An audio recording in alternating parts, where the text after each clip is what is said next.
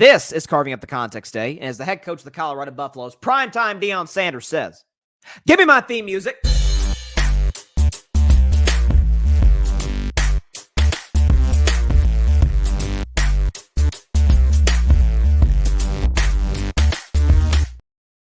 On this week's edition of Carving Up the Context, or rather the second edition of Carving Up the Context, given what we did on Monday.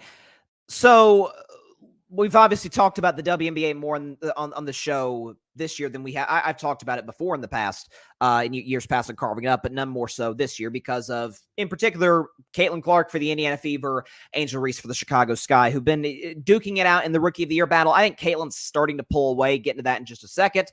But the league's popularity is at a point now where it hasn't been in quite some time.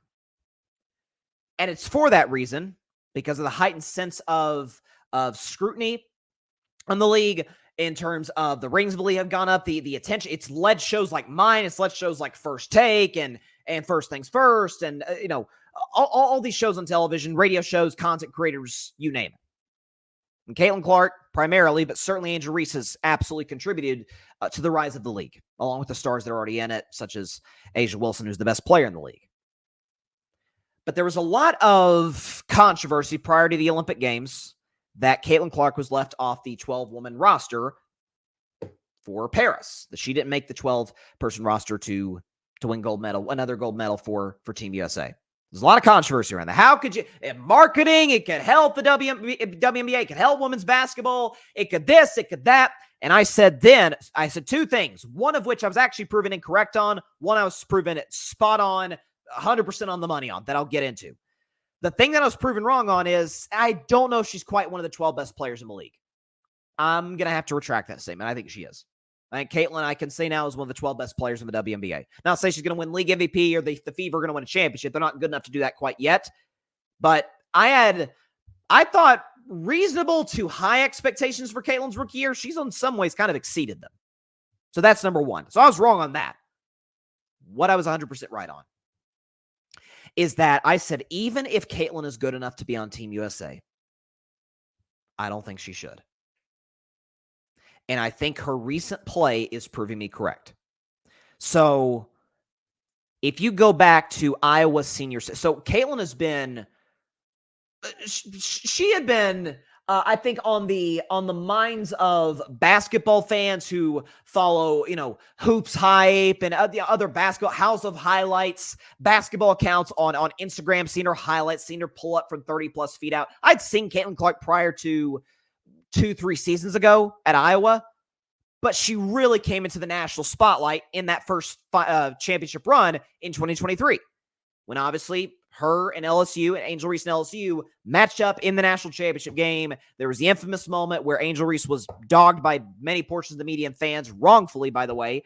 And that's when Caitlin and Angel, by the way, became kind of the focal points of our attention when it came to women's basketball. And it only intensified after what Caitlin did a season ago, becoming the all-time leading scorer in the history of NCAA basketball, men's or women's. So with that in mind, she has played up until July 17th,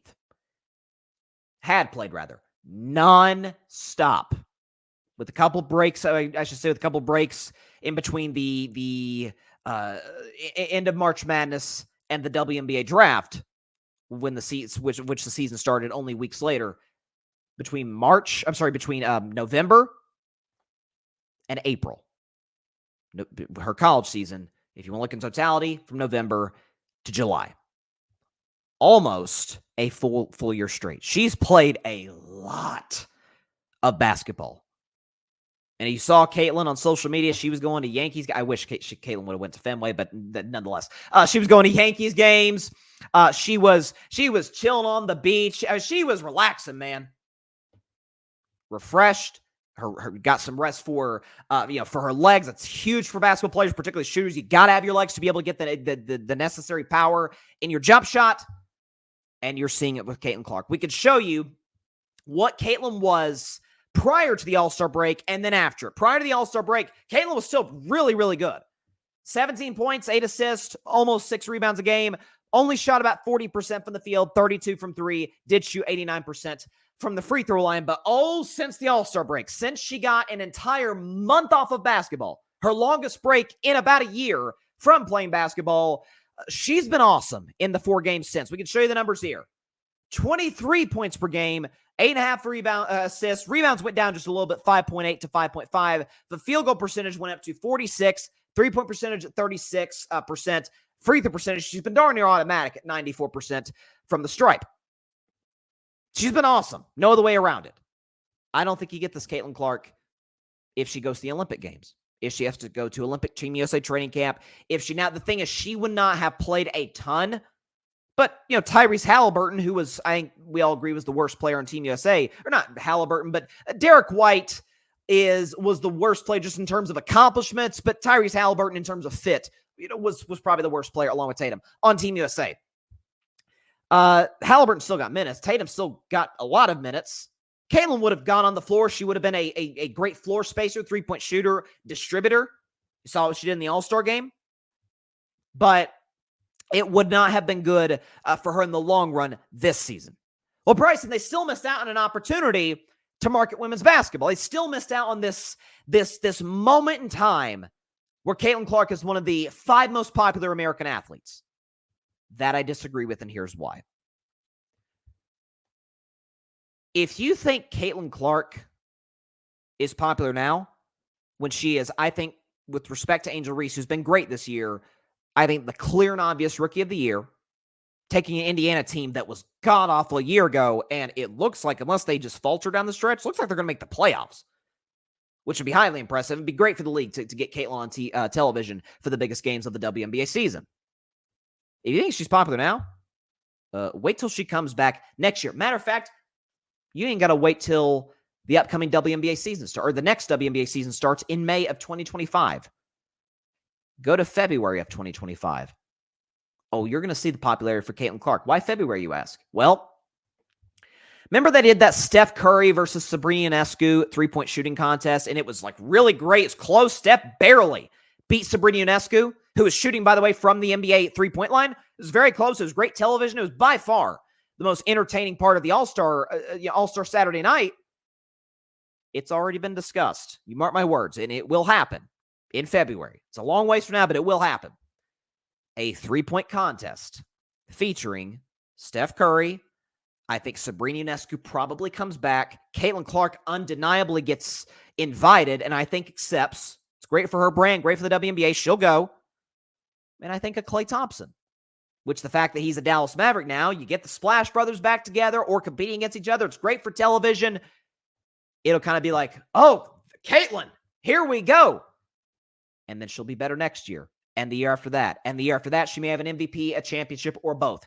Come 2028, when Caitlin is the best or second best player in the league, not only will she make Team USA, the popularity for Team USA will far exceed what it would have been now when Caitlin didn't make the team, but got a little bit of a rest for her legs, got a deep breath, got to be out of the spotlight for the first time in basically a year. And what she's doing now is pulling away in the Rookie of the Year race and probably about to lead the Indiana Fever to the playoffs. Not saying they wouldn't have made it had she gone to Team USA or have been invited to Team USA basketball, but I can confidently say she would not be doing now what she would have been had she gone to Team USA. She's been fantastic.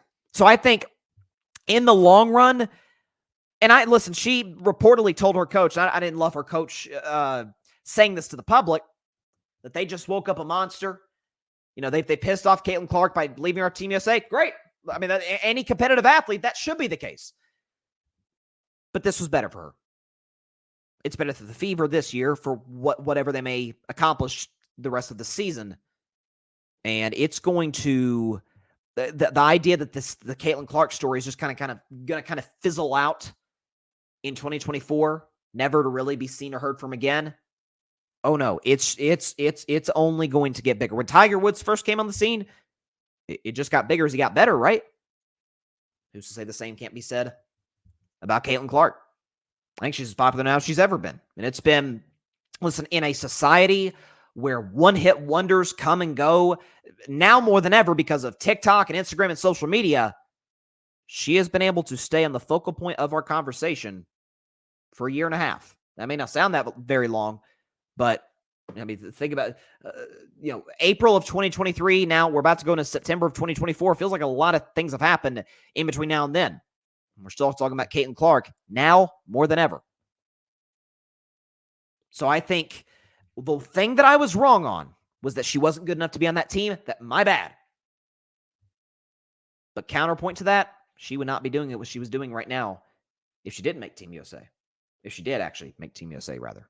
So, in this week's edition of Carving Up the Context, I was still right on Caitlin Clark not making Team USA about that being a good thing. Thanks so much for watching the show on YouTube, and be sure to go click that big red subscribe button and check out the other clips and full shows from Carving It Up Live, as well as our other incredible content creators here on the Grid Network.